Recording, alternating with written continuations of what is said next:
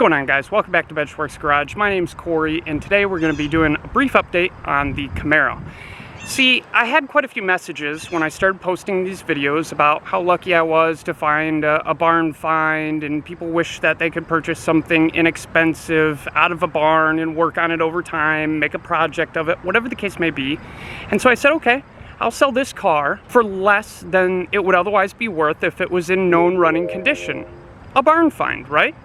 But then I had a bunch of people complaining and wanting to buy it for pennies on the dollar because I didn't know if it ran. Well, that's what comes with the territory of a barn find. I didn't know if it run, and that's why I'd priced it accordingly. So I pulled the distributor, pulled the coil, took a look at the point system. Sure enough, with just a little bit of work, it'll start. Today I'm going to explain just how it is that I did that, so stay tuned.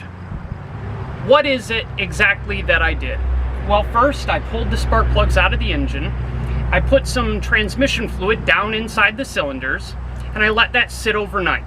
And the next day we turned it over by hand, or barred the engine over, just to make sure that everything was free. And then we put a little more transmission fluid down in those cylinders, let it sit for about 2 more days. I then bought an Econo-Power battery from Interstate and just cranked it over just on the starter to make sure that everything turned over well and that it was making oil pressure.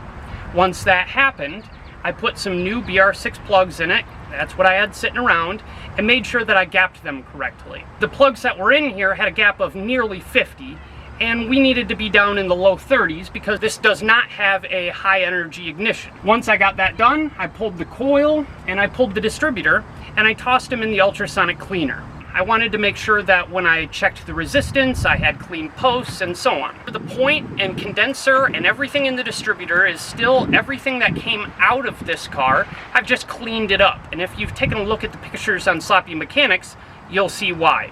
Let's at least see if it'll start.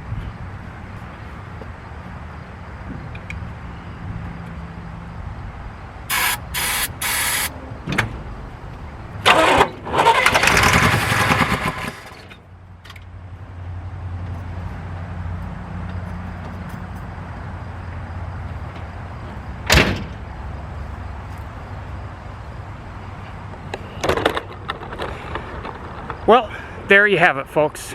The car starts. I assumed that it probably would. We're going to need to rebuild that carburetor. I'll probably pull it and stick it in the ultrasonic cleaner. If I need to pull it apart, I will. You know, a gasket kit for one of these is not terribly expensive. But ultimately, it needs a different intake and it needs a different carburetor anyways. So, now that we know it makes oil pressure and now that we know it starts, somebody's going to have a better understanding of what it is that they're purchasing and what needs to be done. Of course, the price is going to go up a little bit since I've spent a little more time on it. But hopefully it'll put them at ease and somebody will still be able to make a cool project out of this. Alright, so we got the car started on starting fluid. The distributor that I put in the ultrasonic cleaner, I was able to just set the point gap. That was fine. The coil is fine. After I reset that distributor, I just backed the timing off a little bit because I hadn't marked it when I pulled it out. I just got a rough idea where it was setting. And now it's starting well on starting fluid, but we want to know that this thing runs on its own. So I bring you to this terrible little carburetor right here. And there's, of course, no gas getting up through this carburetor. It's been sitting for years. So now that you can see just how terrible this thing is, we're going to go ahead and drop this in the ultrasonic cleaner. And I think we're going to try to drop this right back onto the car without even opening the carburetor. I have done that on a few others just to make sure that they run while I'm waiting for a parts kit. And that's going to upset some people, but we'll be able to know that it runs at that point. So I'm going to jam some rags down in the intake here to make sure that we don't get anything down in the engine while we set this in the ultrasonic cleaner, and we'll pick up when that's done. Let me show you where we are right now. I have not disassembled that carburetor, and you guys saw just how awful it looked before. Now, what you're seeing down here being wet is just water. I power washed under here briefly, just so I wasn't going to be stirring up dirt and dust and stuff into the intake when I pulled it apart. But that ultrasonic cleaner cleaned this carburetor up fairly well. I set it upside down so everything would get down inside of that carburetor while it was in the ultrasonic cleaner. And then when I put it back on the car, all I did was come down here and I unhooked the line from the tank in the back, the fuel line that is, on the mechanical fuel pump here, and I ran a line over here to one of the gas cans that I've been using to start a bunch of these.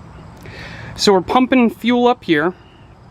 The rags that you're seeing on each side of the engine are just covering the holes in the valve cover. So now all that's left is to see if this will start.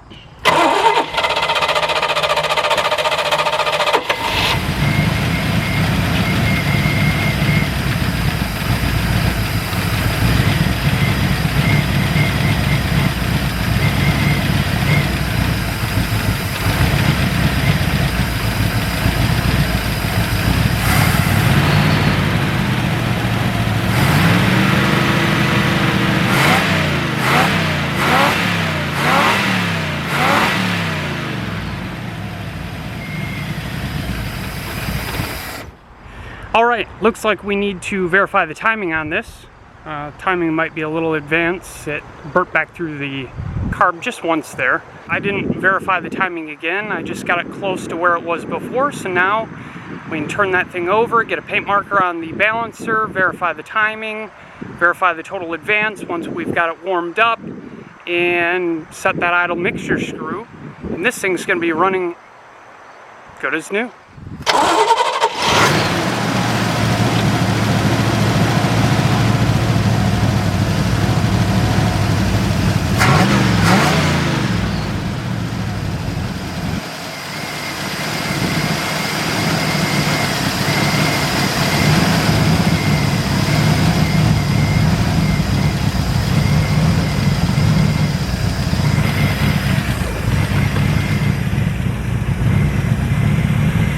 There you have it, guys. I didn't replace any parts on this car. I didn't even have to buy any parts for this car to prove that this runs. If you like what I'm doing, please consider subscribing, leave a like, comment down below. I appreciate you. Enjoy your weekend.